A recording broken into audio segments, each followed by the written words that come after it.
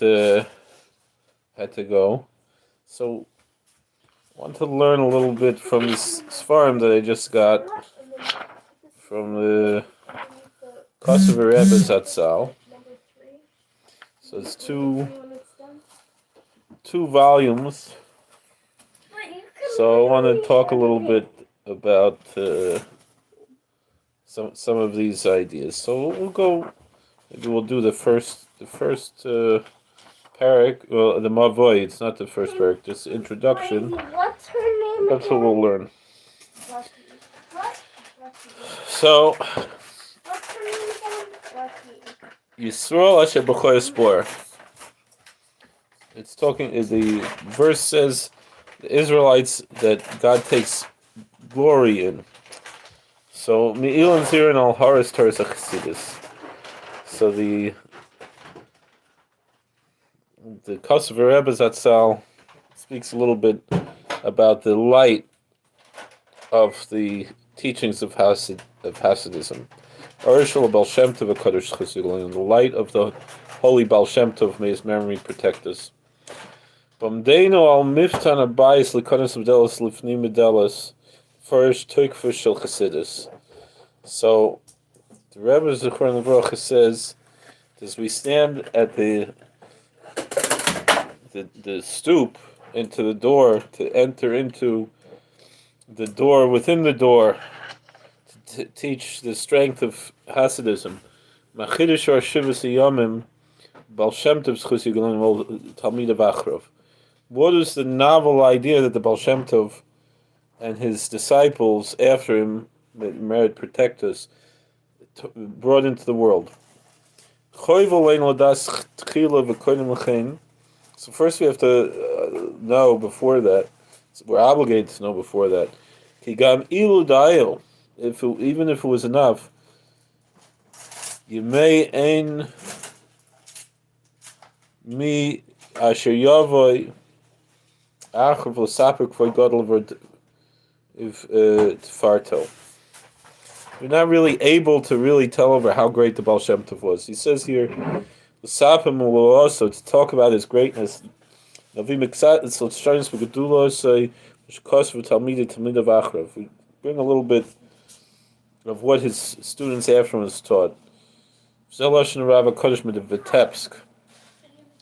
Mendel of Vitebsk says, it's a letter, an epistle that's written at the end of his sacred volume, The Fruit of the Earth. The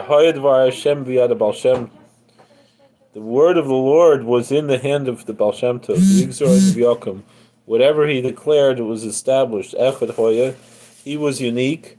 There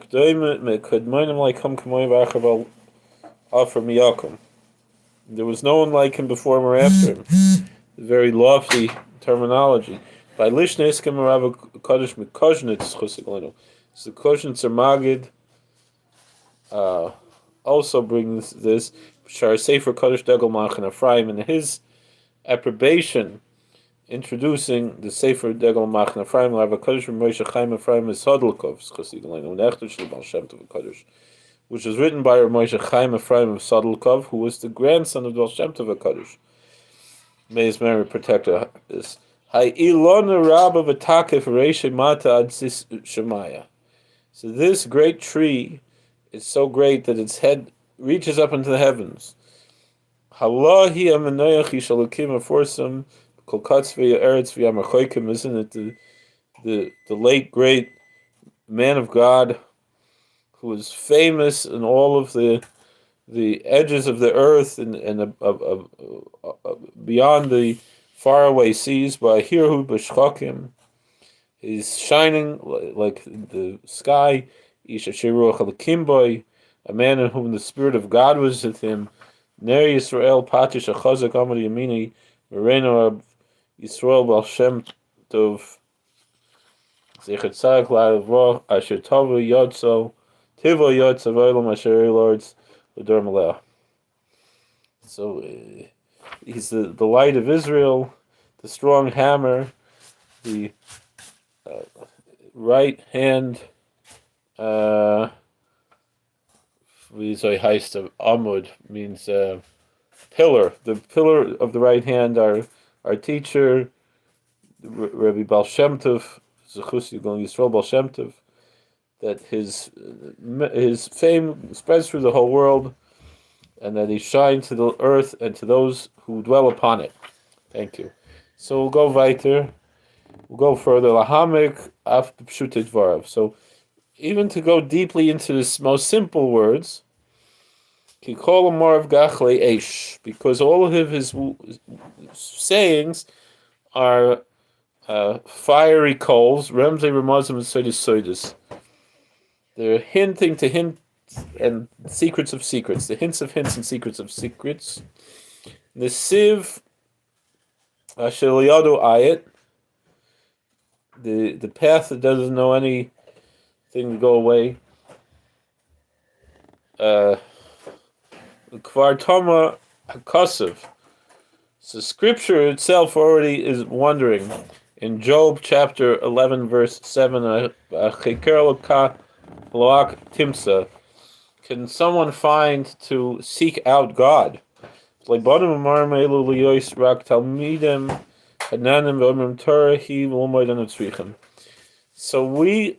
go into these statements, these discourses, to be only disciples who nod our heads and say it is the Torah that we need to learn. To see the saint, what he accomplished, and to learn knowledge from him. He's the one who guides us how to worship the Lord in our generation. This is the last generation. The Moreh Shamish explains, so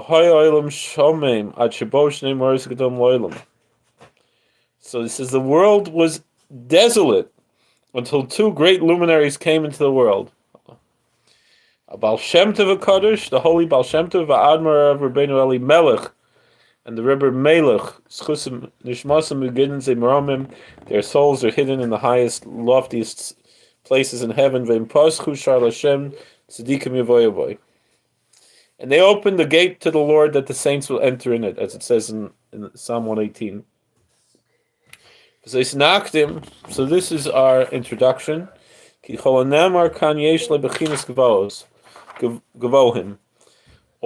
Everything we're saying here has very lofty archetypes. It's much higher than anything that we're just actually writing here. And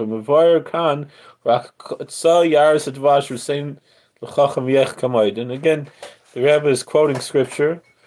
It's only the end of the honeycomb. It's a quote for, if you remember in the book of Samuel, Jonathan, he put his cane, his stick, walking stick, into the honeycomb and just the tip of the stick, and ate the honeycomb, even though he wasn't supposed to, but he wasn't aware of that. And it was a controversy around that there in the scripture. And you give to the wise, and he becomes more wise. That's from Proverbs. Further, so furthermore, we have an obligation to proceed with this brief introduction. The teachings of the Holy Baal Shem Tov, may his merit protect us, has many branches. And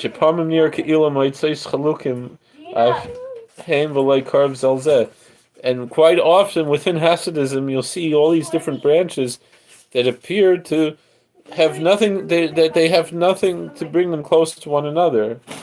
This is something that brings doubts and questions by the disciples.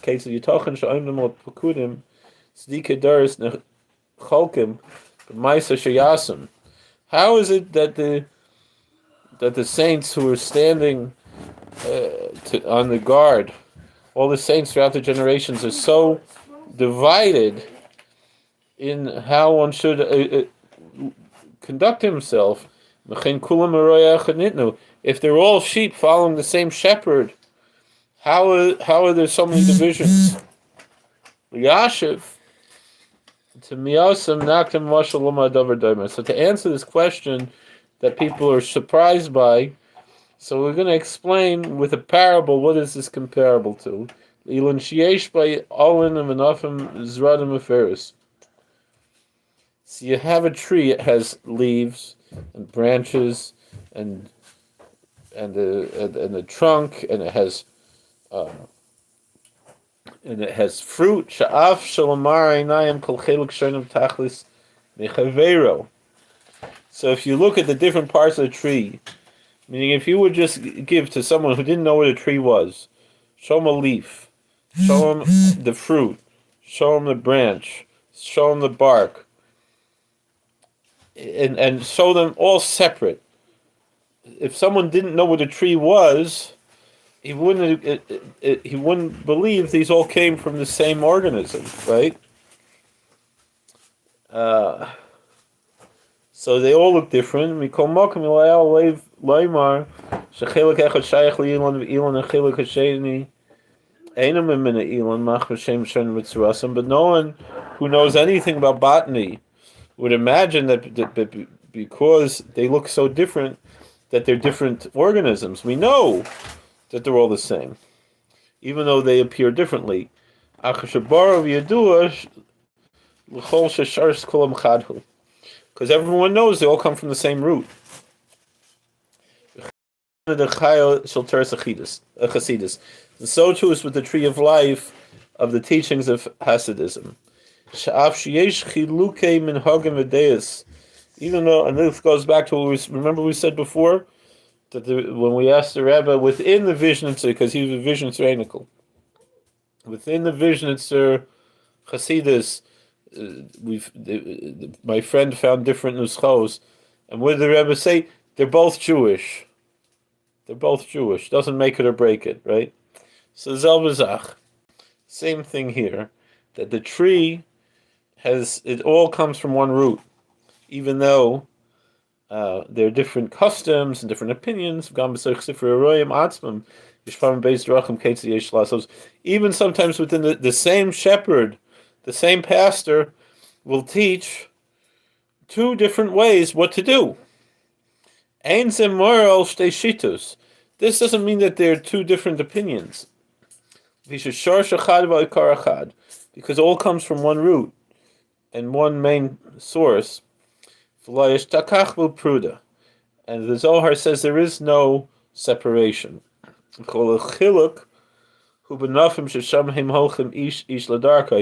The apparent discrepancies are within the branches. When each man goes in some way, Bezus Hashem, with the help of the Lord, that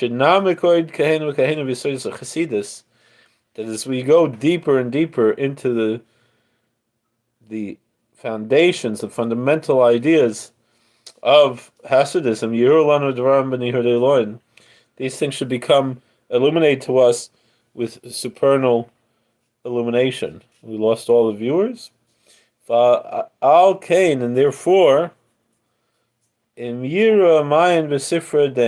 someone looks into this book, into this volume, if they seem to somewhat relatively contradict something that you've acquired with wisdom, so they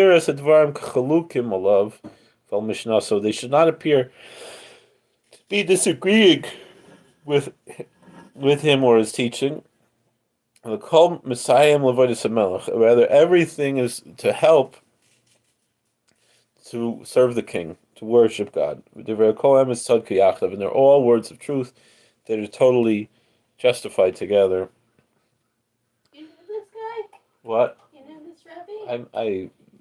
Yeah, a little bit. I like his sayings. So Maran Zechusi Yagleinu Atzmai, like Kosover is Chidush Terasiv Darkai. So the Baal Shem Tov himself didn't write anything. Not his unique ideas in Torah, not his ways.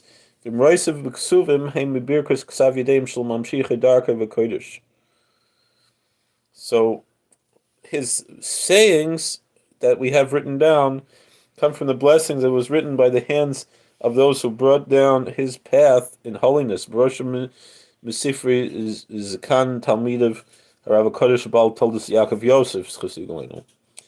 And particularly the first one of the books of the Baal Shem Tov's teachings was told us Yaakov Yosef.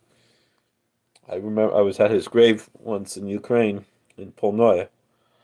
Via Alai Gillian Masha Shamam Ale Gillian Masha Shamam Mimor Richle Sfarv told us Yaakov Yosef. So told us Yaakov Yosef brings the pages of what he heard. He brought onto the pages what he heard from his teacher in the Sefer that told us Yaakov Yosef, Ben Pers Yosef Ksunis Pasim and Tzapnis Paneach. So you have all these Sfarim that the Talmud wrote. Miuteris a kolma shel Sefer Nechtei Bala Degel Machne Ephraim's Chassidolino. We also have, in addition to that, what the pen wrote down, the Baal Shem Tov's grandson, the Degel Machne Ephraim, which we mentioned earlier. We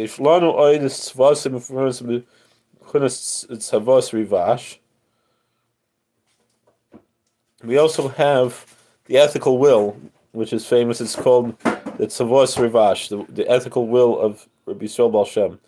Now the Tanya brings Masha Kosover Sefer Nikrat Tzavos Rivash Hagam Shebe'emes Einu Tzavos V'Litziva Klal of Neptirase Rak Heim Lekutei Moreisa V'Teres Shalaktu Lekutei Basa Lekutei. So it's not really his will, because the Baal Shem Tov didn't leave a will, and he didn't leave any will before he died, any last will and testament, but rather it's a collection of his sayings, his pure sayings, that are collection after collection after collection, and we don't know exactly if it's the exact words, but the intention is the truth. Asufas Terasi Lefundak Echad V'hu Sefer Baal Shem Tov Yidua. And then afterwards there was a collection of the teachings of Baal Shem Tov. It's a sefer called the Sefer Baal Shem Tov, which is known. It's written much later, but it's collected from other Sfarim that have the teachings of the Baal Shem Tov. I know Rabbi Bar Tzadok Zalgazunstein Shlita, he likes to learn from the Sefer Baal Shem Tov very much. And he says that he had his galus from the Baal Shem Tov.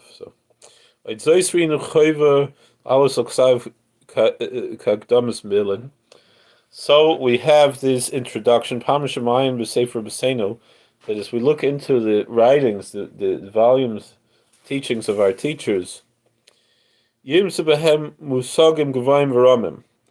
find very lofty and supernal ideas that are very high, particularly when it comes to mysticism and secrets of the Torah of Yismael and Afshar B'Shelas Emes, and a person's own soul would be amazed by asking for the truth.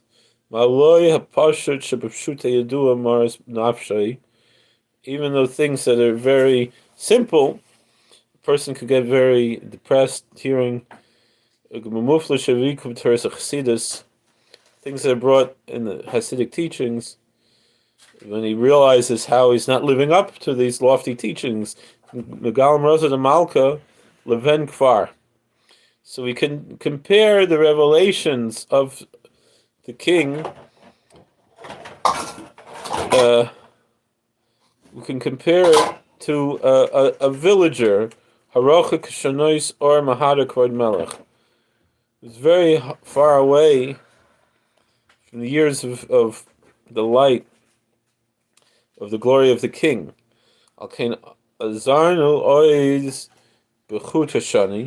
So therefore, we gird ourselves strongly with a scarlet string, overbent b'streim amarm, that's passing between these two sayings, these discourses, lahamtik lagalus, to sweeten and to reveal ki or chadash shagilu marana Baal Shem Tov v'kodesh chasigilaynu v'tzukeret achrav, that the new light that our teacher, the Baal Shem Tov, revealed in the world, even though it's very high, lofty ideas, adayin tuva Despite that, it still has guidance for us, for simple people like us, how we should conduct ourselves in our worship. Because every attribute, every measure, every way of conduct, and all of these attributes and archetypes include within it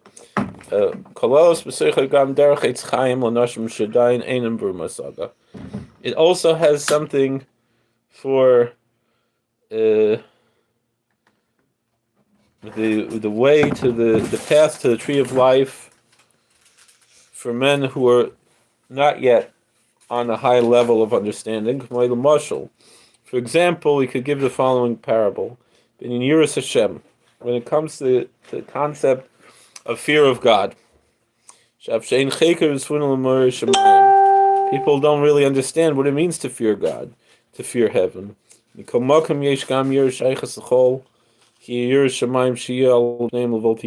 there's at least that simple level of fear of God that the person should be afraid to avoid sin. Similarly, in all, even if we don't reach what's called Yiras HaRoimamos, that higher form of awe of God, still we can understand the lower form, which is fear of sin and the fear of the punishment for sin. Similarly, in all these concepts, they have some very high and lofty concepts. But we know every Jew has a portion. Some have a big portion, some have a small portion, but we all have something. And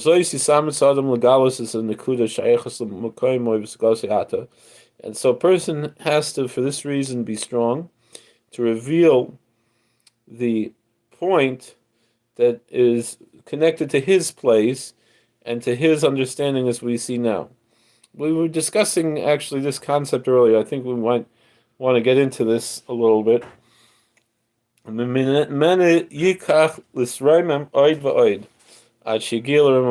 from this we can take to be elevated more and more until we reach the highest level. From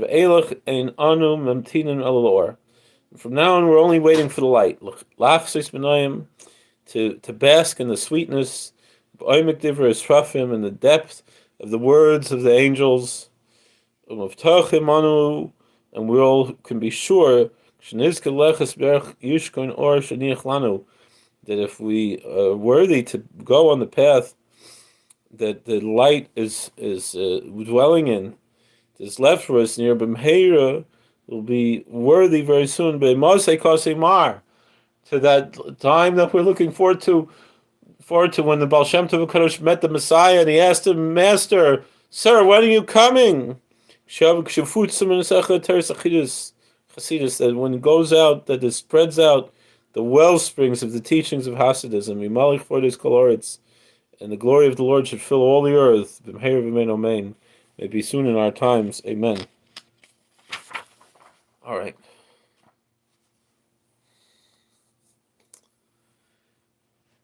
So it looks like nobody's watching now. So there's only 3 pages.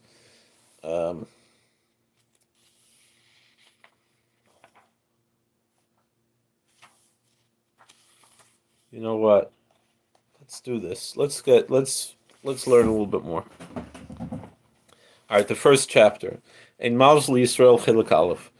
There's no luck to the Jewish people. The first meaning that we're not operating under the powers of astrology. Bitul. And this is talking about nullifying yourself, canceling yourself before the Lord, and considering yourself nothing, and that breaks all of the bad character traits. This is a kavana, a meditation that I know one of my teachers, Rabbi Bar Tzadok, he likes to talk to, and many of the tzaddikim talk to go from ani la'ayin, that they're spelled with the same letters. So you have ani means I, and ayin means nothing. So you move the yud from the back of Aniyah to the middle is Ayin. So you go from Ani to Ayin, so it's Bitul. And I remember Rabbi Bar Tzadok actually said that this concept of Bitul is somewhat similar to how in the Taoist tradition you just go with the flow and you let go and let God. But in the Torah tradition, to let go and let God means to live a godly life, to live according to the Torah. And the tzaddikim from Torah Baal Shem Tov explain this deeper. So, Sifrei Chasidus Einamar b'Mladaber Minyan Tikkun Amidus. So we have two schools. There's the Hasidic teachings and the Musar teachings. The truth is, the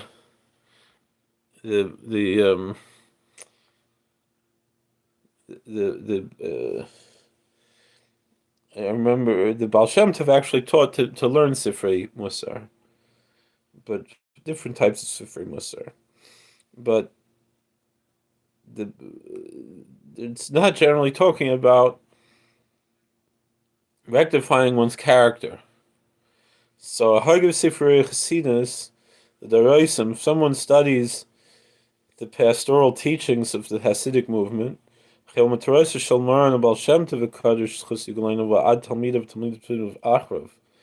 start with the teachings of the Holy Baal Shem Tov. May his merit protect us and his disciples and the disciples of his disciples after him. So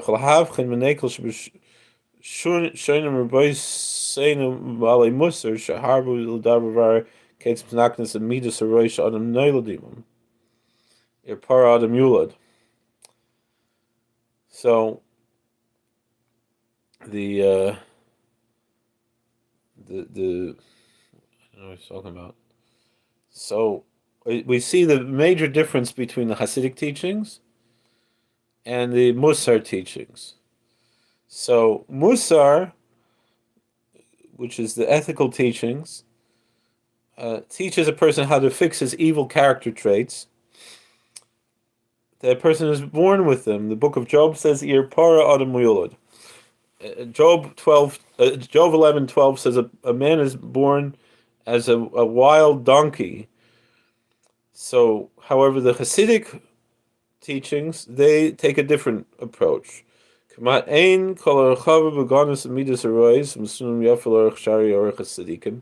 don't have the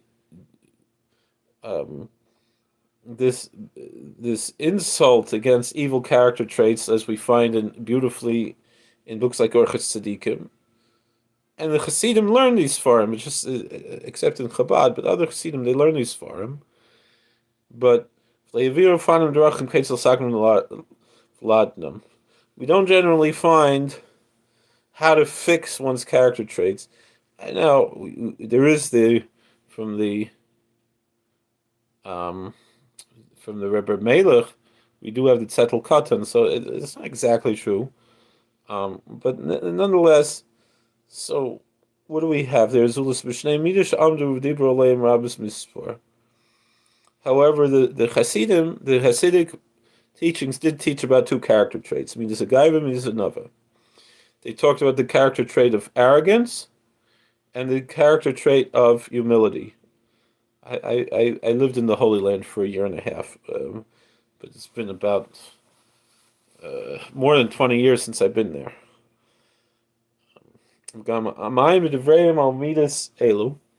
So if someone looks deep into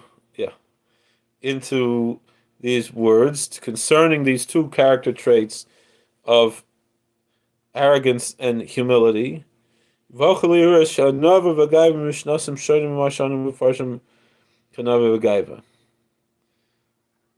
willing.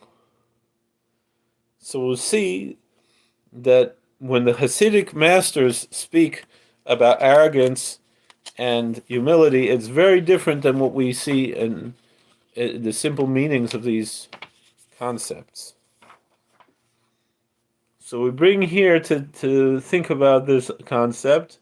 How could it be that, according to what you see when you first consider this intellectually, that the Hasidic teachings speak very little about these concepts that predate that precede the Torah, as the Tana Vilio says.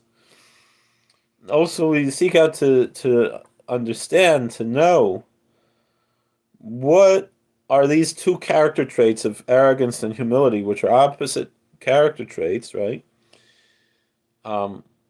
They're discussed all throughout Hasidic literature. They're complete books speaking about humility, especially the Kosover from Lublin, Zois Zichron, Zichron Zois, and Divrei Emes, and other Sfarim, the Basayan, the Yismach Yisrael, and many others, that we see that they're very against the anger. They speak very much against anger. As the Zohar says, that if someone is angry, it's like he worships idols. And there are many other teachings from our sages. They're very difficult to carry. So what is this concept of going to seeing oneself as nothing, to canceling one's own ego? So to understand this concept, we first have to understand the tremendous roots that are brought in many of the Hasidic volumes that speak about humility. It's called Midas Ha'ayin, this character trait of being nothing.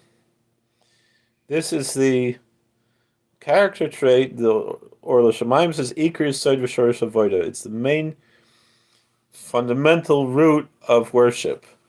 So we have to understand this very well. What is this hidden secret of this character trait of humility, that one should consider himself to be nothing? That we can be surprised that in generally the Hasidic masters don't speak much about character traits except for how great humility is and how negative arrogance is, except when you look at some of the Sfarim also talk about Azus the Kedusha, the holy type of arrogance. So which is also really a type of true humility. So the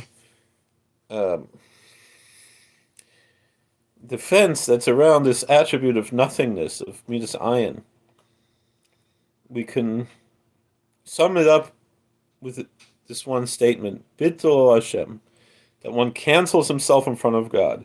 Again, that same concept, like we said, it's very similar to the Taoist religion, Lahavdil. So, what does it mean to cancel oneself in front of God with this fence, this simple limitations? How do we understand Bitul, self-cancellation? It's understanding and knowing that all of the paths of a human being's life that passes on them, it all comes from the hand of God. So even if a person lives for 1,000 years, he'll never understand God's ways truly. So therefore, he has to cancel his own intelligence to know that he's very small and he can't understand how deep God's thoughts are. Right? I think this was Psalm 93, Psalm 92. So, a person doesn't know why things happen to him. And when difficult times come, he shouldn't think that if he would have done something else, then this bad thing wouldn't have happened. Rather, he should lower himself and cancel his thought totally. I run out of battery, so we got a thought. Because God runs the world with kindness, and he guides his creatures with mercy, and he knows what is really good. Like we say, a little kid is going to think he wants to eat candy all day. He doesn't want to eat the vegetables. The parents in the say, no, don't eat candy all day. You got to eat your vegetables. It's all the more so with God. We got to do things the way that God says. And God knows what's best. And therefore, God brings us into a situation that might seem bad, because that's really good, even if he doesn't see this intellectually. And everything that he does could not change God's mind. This is the first portion on the first step in the ladder of self-cancellation, of Bitul. The person has to cancel his feelings and his thoughts in front of the knowledge, the clear knowledge that everything is according to the supernal opinion of God, which is in thought and in understanding. So if a person understands this, that this is our whole mission in the world, the whole purpose of our creation, from the beginning of creation till now, that when God created the world, he created Adam on a very high level. As it says, and God created Adam in his image, in this image of God he created him, Genesis 1:27. There twice called Adam, because it says Adam el Elyon. In Isaiah 14:14, Nebuchadnezzar was called Lucifer there. It's not talking about Satan. But he says, I'm going to make myself compared to the Most High. So the concept of God making Adam is to teach the whole world, all of the creation, to cancel themselves in front of God perfectly, because Adam, the word Adam has two words: Aleph, which is a hint to Alufo Shel Adam, the master of the world, but also Lamidas Ha'ayin, and also this concept of ayin, of canceling, of nothing. Dam means blood. It hints to the flesh and blood of this very material world. And the lesson here with Adam's creation is that the job, the mission of Adam, the mission of every human being, is to bring the Aluf Shalom, the Aleph of the world, the first cause, Al Hadam, onto the blood, onto flesh and blood, into the human life, into materialism. Bring the holiness into the world. Vivatel kol keichesav, and cancel all of his energy. Gufay v'sichlei l'ratzon Hashem. His body and his mind all should be canceled and subservient to the will of God. Ratzon zeh hayev v'skayim boilam. And this will. All right, are we back on? Okay. So we'll just finish this paragraph. I'm running out of batteries. All right. I'm not sure why it says negative 206. What's that all about? Okay. So God wanted us to cancel ourselves before God. This will was in the world until the first snake came and fooled Eve and Adam to eat from the tree of knowledge. Wasn't that it didn't mean to eat from the tree. It means them sin with the sin of arrogance, as the Tzaddik says, that they wanted, it's brought in the Medrash, that they wanted to separate them from their cancellation, their self-cancellation before God. And this is what it means in what he said to them. In Genesis 3:5, the day you eat from it, your eyes will be open, you'll be like God, knowing good and evil. That they shouldn't be canceled in front of God like now. That they should be like God, knowing good and evil.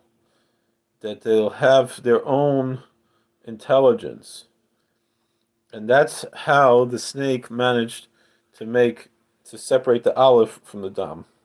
The Aluf Shal Adam, Shal Olam, the master of the world, from the Dam, from the blood, from flesh and blood, to cause that they shouldn't be canceled in front of God. It's Agra de Kala from the earlier Mukubalim. And from there on, we are left with this work, this mission for all generations, to fix that which Adam, the first man, twisted. Through our connection to humility and lowly spirit and contrite spirit, contrition, to cancel our minds and our intelligence and our opinions to the attribute of nothing, to the will of God and truth. So we're running out of batteries, otherwise I would continue on. Let's go on. He's going to explain how Abraham, Isaac, Jacob, Joseph, Moses, Aaron, and David accomplished this and how we can follow in their ways. So thank you for watching. God bless. Please like and subscribe, comment. We'll see you later. How do I turn this thing off?